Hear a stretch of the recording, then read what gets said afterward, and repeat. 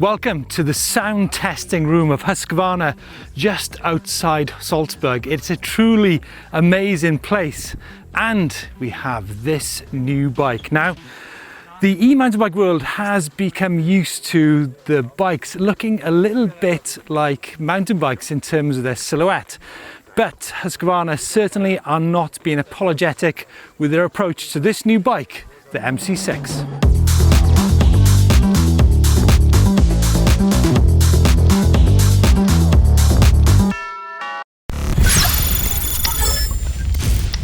Honestly, I can't believe this room. It's just insane. It's such, the sound here, I can't actually describe it.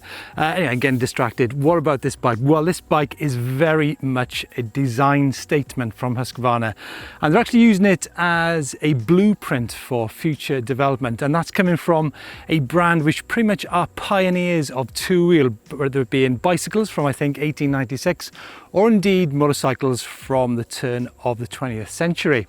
So what have we got then, folks? Well, we've got a full carbon chassis on this bike, 2927.5 Shimano EP8 motor, 720 watt-hour battery. Am I right there, folks?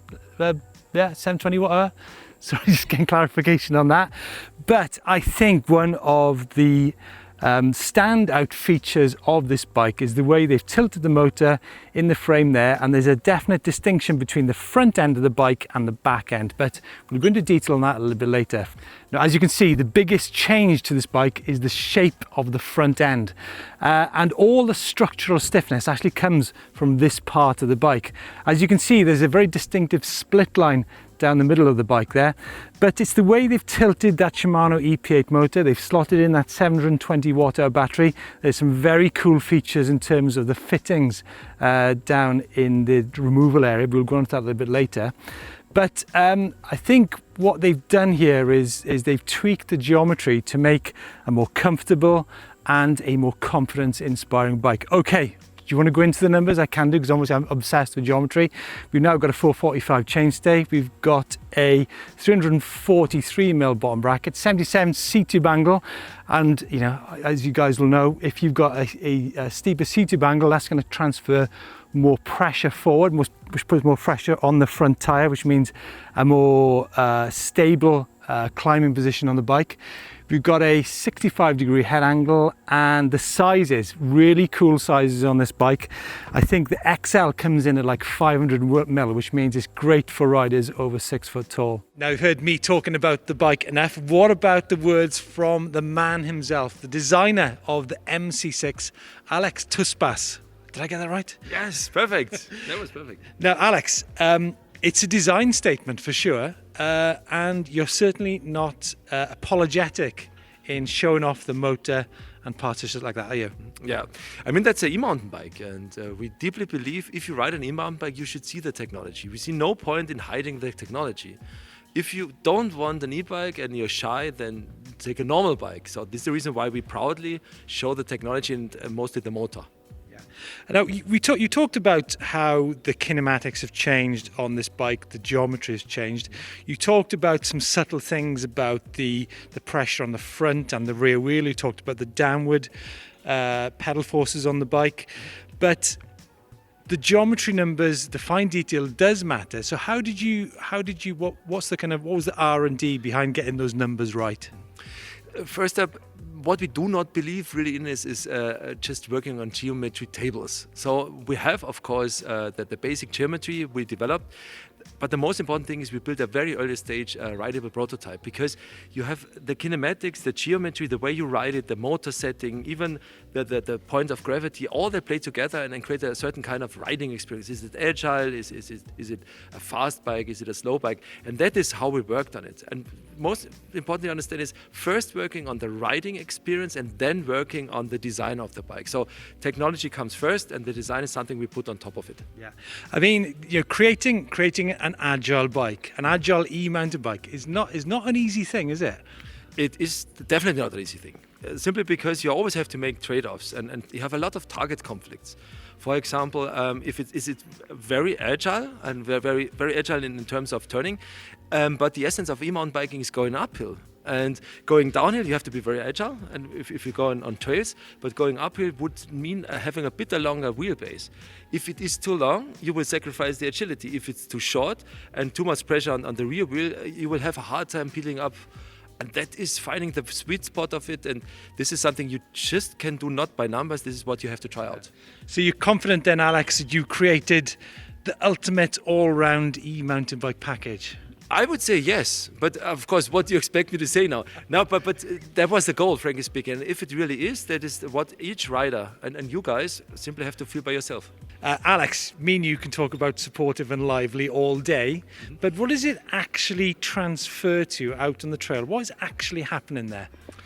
Well, we call this suspension system supportive. What it does, it supports you in 2 or 3 ways. The first one is, if you, since we lowered the seating position, of course the ground clearance of that bike is becoming not better. So in order to avoid problems with that, the suspension system is very fast. If you dive in, the suspension is pretty fast to push you out in the normal situation again. And what the kinematics also are doing, you have 150 millimeters of travel, and what you're trying to do is that you can use the full 150 millimeter of travel, not just a little part of it. Do you think this all-round, all-mountain bike 150 mil travel is the sweet spot? We think yes. But again, this is a decision that any rider has to take by himself, for sure. Because we spend a hell lot of time of setting up the geometry and the kinematics. For us, 150 millimeter was quite perfect for that bike. Yeah. Now, going back to what we're talking about, active and supportive, I guess on the trail, that means that when you're descending or riding single track, the bike is going to be, you're being able to pick it up and move it around.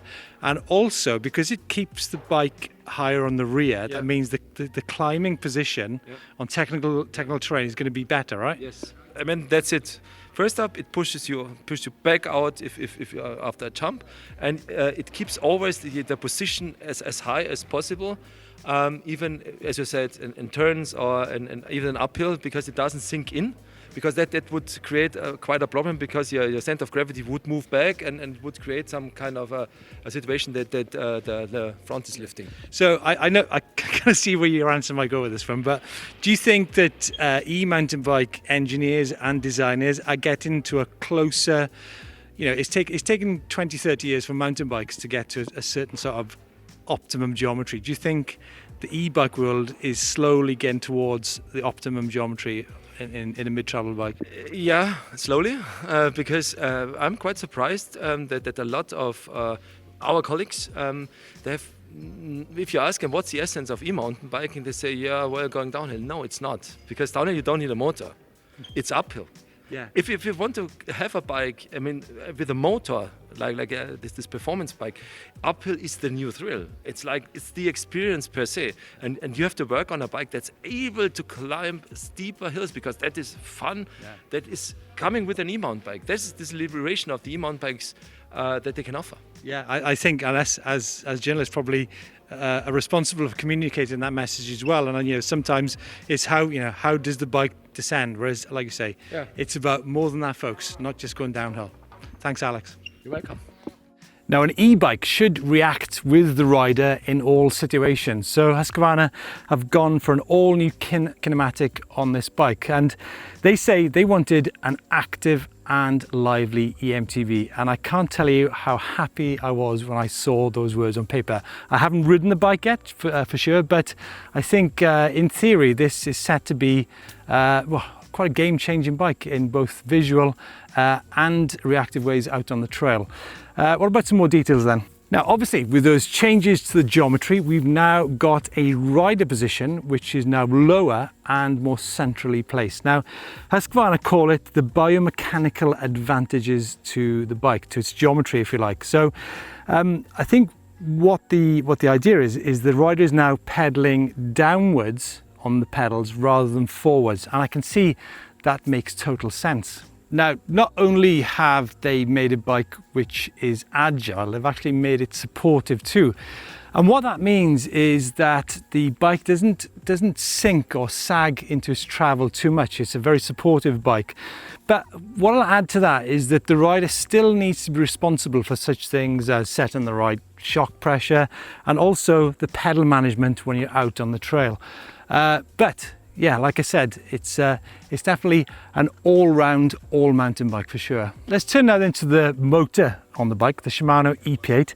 As you can see, it's tilted sort of vertically a little bit. Now, this is actually an almost freestanding system. It's actually mounted into a C cradle. But like I mentioned earlier, then they're actually celebrating the motor on this bike. They're not sealing it off with covers and in so doing kind of keeping all the heat into the motor. So this is quite an innovative approach into how an e-mountain bike should look and actually, you know, kind of manage itself out on the trail. What this also does is allow easy management, easy access to the 720 watt hour in the down tube. Now, Husqvarna say that having the battery in the down tube doesn't compromise the strength of that part of the bike, and it's a really easy to access system. I think there's 2 buttons. I'm going to go into that now. So I'm actually working this out myself on how this system works here. I think this screw just gets undone here. That drops down, and that then gives you access to the battery. I think that's probably one of the simplest down tube internal batteries I've seen. The cable's not actually mounted now because the battery's not in here, but what the guys say is that if you haven't fitted the battery in correctly, then this cover will not close. But as you can see, I mean, that is a properly well sealed off system there, and it's got the integrated bash guard to go with it. Folks, what do you reckon about the design? I mean, it is, like I said, it is a design statement, and you know, I think it's quite refreshing that the Husqvarna have gone for this approach. You know, you know, it's definitely different to what else is out there on the market. And but yeah, let's know your thoughts in the comments. Right, what else have we got then? Righty, battery, 720 watt hours, like I mentioned. Now, this is actually one of, or probably if not the most important part of your e-mountain bike. So why shouldn't you protect it? And they've taken special care of the battery in this case. They've actually got elastomers, which means that the battery is decoupled from any vibrations in the frame, which is, you know, in my eyes, a really cool feature. I mean, how many e-mountain bikes are there which just rattle like shit? Okay, the details. A horizontal shock, room for a water bottle mount if you want to do that. A 1-fit rear swinging arm, and what that means is the axles and the fittings are all homogenized, which means less cost in maintenance and also easier maintenance too, which is a pretty good thing in my eyes for sure. Now, as you'll notice, there's a very, very distinctive head tube on this bike with a grille. There's also a grille on the bottom of the down tube. Now, the theory here is all about dissipating heat from your battery, keeping it cool. So the down tube actually acts like a chimney, getting that hot air moving upwards. Okay, bottom line there, folks, is the price. Now, the MC6 comes in 3 models. The top model is 8,999, all the way down to 5,999. It also comes in 120mm model too. But overall, I think we've talked for years about e-mountain bikes having a traditional mountain bike silhouette to them. You know, the motors, the batteries are sealed off, we can't see them. Yes, the battery is in this instance, but I think this is a very unique approach to e-mountain bike, and I think you've got to tip a hat to them in that department for creating a very distinctive Husqvarna brand here, or should I say Husqvarna. But guys, let us know what your thoughts are on it. I simply cannot wait to ride it. Weight around about 22 to 23 kilos. Availability on this bike, we're looking around about end of the year, so 2022. Hopefully EMBN will get its hands on one of these bikes in the late summer or autumn time. I certainly can't wait to take a spin on it, and yeah, I think very different, but let's know your thoughts. Don't forget to give us a like if you like this video, subscribe to EMBN, and catch you on the channel for more e-mountain bike content.